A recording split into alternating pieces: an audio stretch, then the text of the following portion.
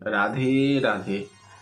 আজ শ্রীমতী রাধারানীর লীলামৃততে রঘুনাথ দাস তার লীলামৃত আপনাদেরকে শোনাবো। কিভাবে শ্রীমতী রাধারানী ভক্ত রঘুনাথ দাসকে কৃপা করেছেন। তো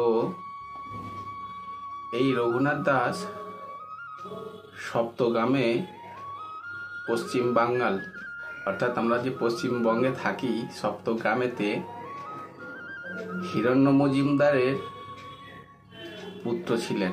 জমিদার বংশে এনার জন্ম ছিল, কিন্তু সর্বপ্রথমে উনি প্রথম থেকেই বিরক্ত থাকতেন, উদাসীন থাকতেন, সবসময় চিন্তা করতেন যে আমাদের এই জন্ম মৃত্যু জীবন চক্র থেকে ছুটকারা কিভাবে পাওয়া যায়। সেই জন্য তার পিতা হিরণ্য মজুমদার আর গোবর্ধন মজুমদার, তারা দু ভাই ছিলেন। তারা চিন্তা করলেন একমাত্র পুত্র সন্তানকে, অর্থাৎ রঘুনাথ দাসকে শিক্ষার জন্য গোবর্ধন দাস নামক এক পণ্ডিত তাকে ধর্ম নিয়ে শিক্ষা গুরু হিসাবে তার কাছে শিক্ষা নিতে দেয়।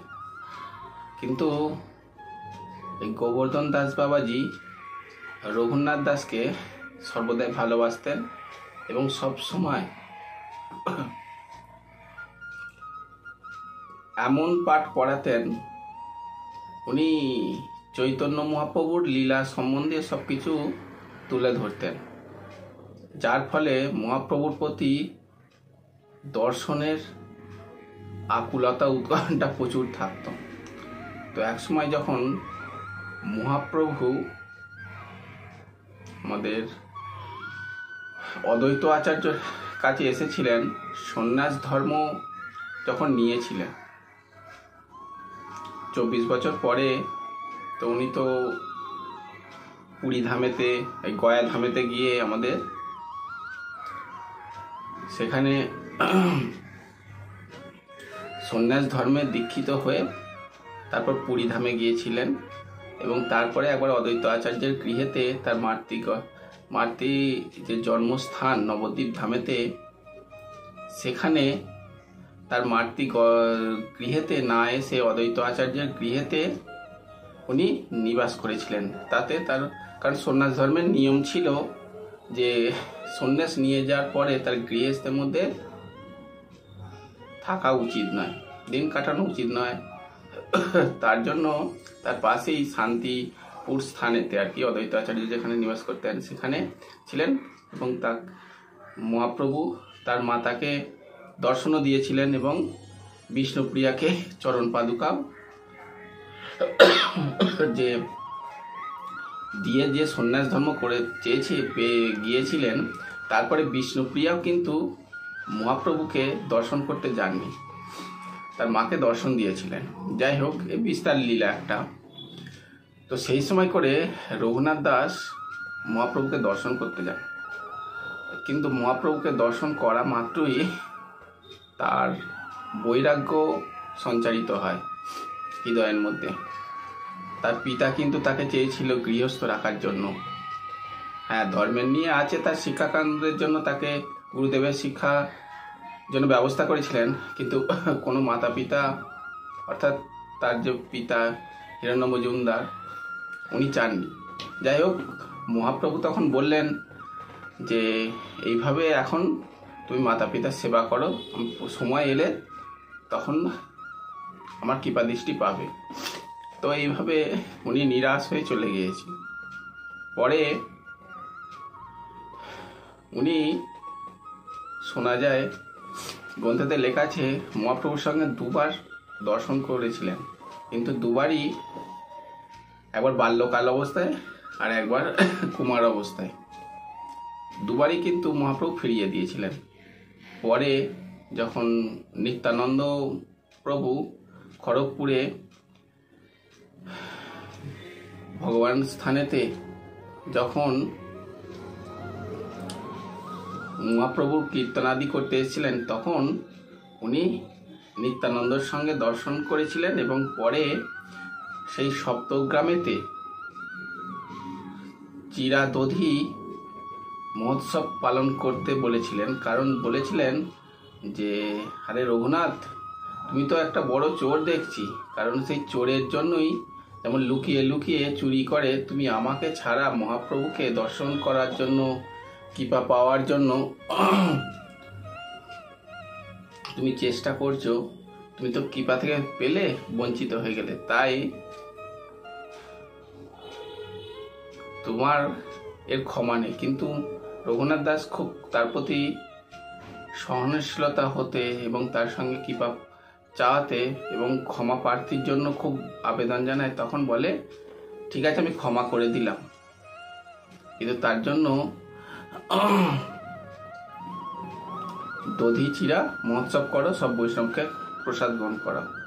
এই কথা বলা মাত্রই তো মহোৎসব পালন করা হয়। পরে নিত্যানন্দর কৃপাতে আমাদের মহাপ্রভু সাক্ষাৎ সেই সপ্তগ্রাম, পুরী ধাম থেকে সপ্তগ্রামে এসেছিলেন, প্রসাদ খেয়েছিলেন এবং রঘুনাথ দাস সেই প্রসাদ খেয়ে খুব আনন্দিত হয়। তো নিত্যানন্দর কৃপা ছত্রছায়াতে উনি তারপর পুরী ধামে গিয়েছিলেন। তখন মহাপ্রভু গম্ভীরা গৃহেতে কৃষ্ণ বিরহে মানে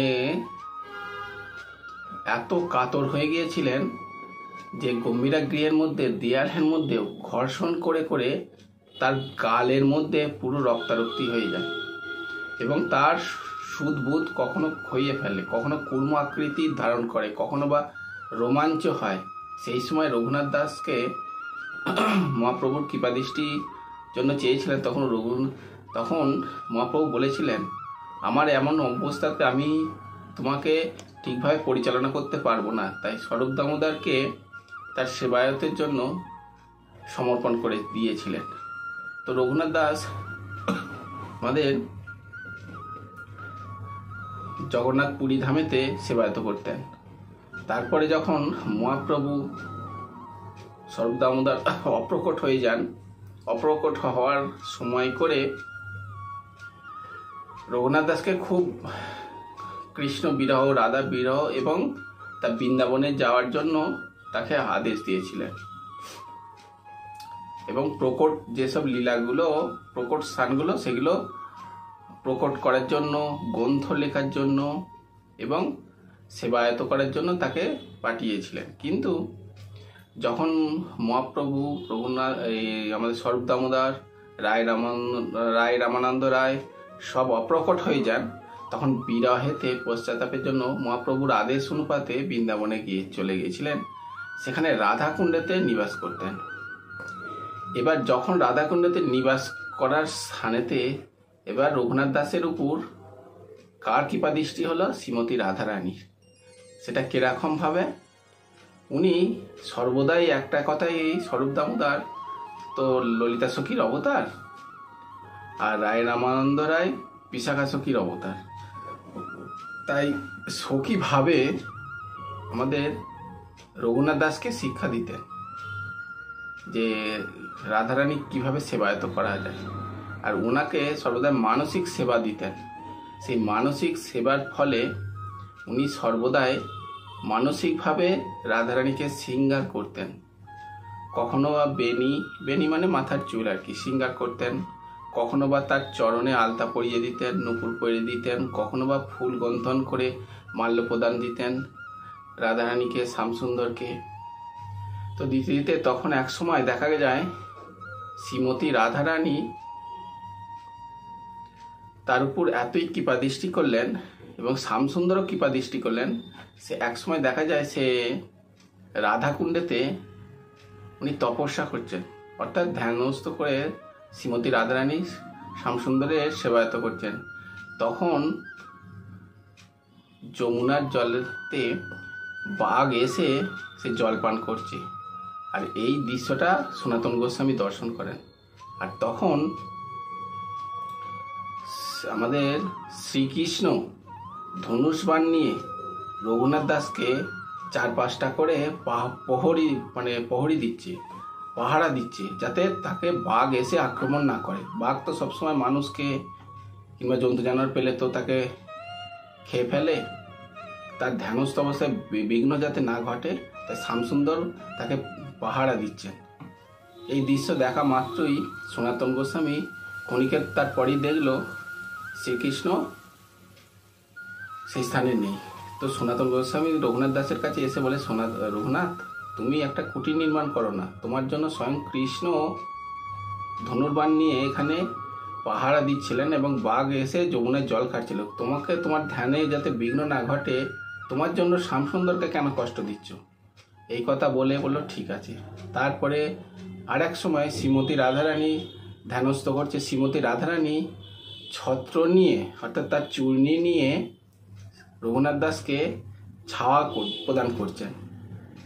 কেন করছেন না, রঘুনাথ দাস তার ভক্ত মানে শ্রীমতী রাধারানী মানে এতই কৃপাময়ী যে কৃপার পরিকাষ্ঠা আর কি, যাতে ভক্তের সেই তপ্ত গরমিতে সূর্যের তাপেতে রঘুনাথ দাসের ভার নেই যে সেই ধ্যানস্থ অবস্থায় সূর্যের তাপটা তার শরীরের মধ্যে এতই তাপিত করছে যে তার অঙ্গর মধ্যে ঝলসে যায়। তখন শ্রীমতী রাধারানী কষ্ট করে তার চূর্ণিটা রঘুনাথ দাসেরকে ছাউনি করলো আর নিজে রোদ তাপ্ত হলো। এতে শ্রীমতী রাধারানীর শরীরের অঙ্গকান্তি গরমের দ্বারা ঘাম দেখা দেয় এবং জলের মধ্যে এই মাটির মধ্যে সেই ঘাম পড়ে গিয়ে মানে কাদাময় হয়ে যায়। সেই ঘাম জল নির্গত হয়ে শ্বেত কালারের সেই ঘর্ম নির্গত হতে এবং যমুনা জলের মধ্যে শ্বেত আকারে প্রবাহিত হচ্ছে। এই দৃশ্য সনাতন গোস্বামী দর্শন করছেন। তো দেখার পরে সনাতন গোস্বামী তো তারপরেই দর্শন করা মাত্রই সনাতন গোস্বামী রঘুনাথ দাসকে ফুৎকার করে বলে, আরে তোমার জন্য শ্রীমতী রাধারানী এত কষ্ট করছে, তোমার মানে তুমি যে এরকম ধ্যানস্থ করছো, তোমার এই ধ্যানস্থ করাও তোমার ঠিক। তুমি যেখানে শ্রীমতী রাধারানীকে, উনি তো জানেন না কিন্তু শ্রীমতী রাধারানী করছেন, বলছে দেখো তো শ্রীমতী রাধারানীর চরণের চিহ্ন দেখো, তোমাকে কষ্ট না দিয়ে শ্রীমতী রাধারানী শ্বেত প্রকারের আর কি শ্বেত জল নির্গত হয়ে যমুনার জলে প্রবাহিত হচ্ছে, কত কষ্ট করছে শ্রীমতী রাধারানী, তুমি এরকম ধ্যানস্থ অবস্থায় আছো আর তোমার জন্য শ্রীমতী রাধারানী কষ্ট করছে। তখন এই কথা বলার পরে রঘুনাথ নিজেকে খুব অনুতৃপ্ত হয়ে রাধারানীর জন্য খুব আকুল হয়ে কাঁদে যে রাধাজু, আমি কত বড় ভুল কাজ করেছি। তখন তিনি একটা কুটির নির্মাণ করলেন। সেখানে আমি গিয়েছিলাম রাধাকুণ্ডের সামনেই ওনার কুটির নির্মাণ। তারপরে একসময় মানসিক সেবা করছেন, দেখছেন উনি ক্ষীর নিয়ে রাধারানীকে, ললিতা সখীদেরকে মানসিকভাবে ক্ষীর তৈরি করে তাদেরকে প্রসাদী খাওয়াতে যাচ্ছে। তখন শ্রীমতী রাধারানী ললিতা বললো, না আমি আগে খাবো না, আগে রঘুনাথকে খাওয়াই। তখন বলছে, পিয়াজু আপনি আগে খান, তারপর আমাকে দেবেন। তখন রাধারানী খেয়ে রঘুনাথকে দেয়, আর রঘুনাথ সেটা খেয়ে তারপরে 3 দিন মূর্ছিত হয়ে যায়, অপচ হয়ে যায়, অর্থাৎ পেট গড়বড় হয়ে যায়, বুঝে নিন। তো তারপরে ডাক্তার বৈদ্যরা এসে ওখানে যারা সব ভক্তরা আসে, বৈষ্ণবরা, তারা দেখে রঘুনাথ মূর্ছিত অবস্থায় আছে, তাকে সুস্থ করে তখন বলছে, আরে এনার এইরকম রোগ হলো কি করে, অনেকদিন ভিক্ষাবৃত্তিও করতে যায়নি। তখন বৈদ্য বলে, ইনি পেট ভরে ক্ষীর খেয়েছিলেন, যার পেটে সহ্য হয়নি, সেই জন্য অপচ হয়ে গেছিলো এবং শরীর অসুস্থ হয়ে মূর্ছিত হয়ে পড়ে রয়েছিল। তখন বলছে কি করে সম্ভব, এ তো 3 দিন ধরে 4 দিন ধরে তো কোনো ভিক্ষাবৃত্তি করতে যায় না। তখন রঘুনাথ যখন জ্ঞান অবস্থায় তখন বলল, হ্যাঁ মানসিকভাবে শ্রীমতী রাধারানী ক্ষীর প্রদান দিয়েছিল, শ্রীমতী রাধারানী আমাকে প্রসাদ গ্রহণ করেছিল, সেটা আমার শরীরের মধ্যে সেটা আমি অপচ হয়ে গেছিলো, দিব্য প্রসাদী জিনিস আমার শরীরের মধ্যে আমরা নিতে পারিনি। তাহলে তখন শ্রীমতী রাধারানী তারপরে রঘুনাথ দাসের মধ্যে এরকম দৃশ্যতে মানসিকভাবেতেই শ্রীমতী রাধারানী সাক্ষাৎ রূপে তার দিব্য রূপের চিন্তন করে তাকে পেত এবং পরে শ্রীমতী রাধারানী তাকে সাক্ষাৎকার দর্শন দেয়। তো এখানেই বিশ্রাম দিলাম, কারণ ফেসবুকের মধ্যে 15 মিনিটের বেশি আর যাচ্ছে না, কেন জানি না।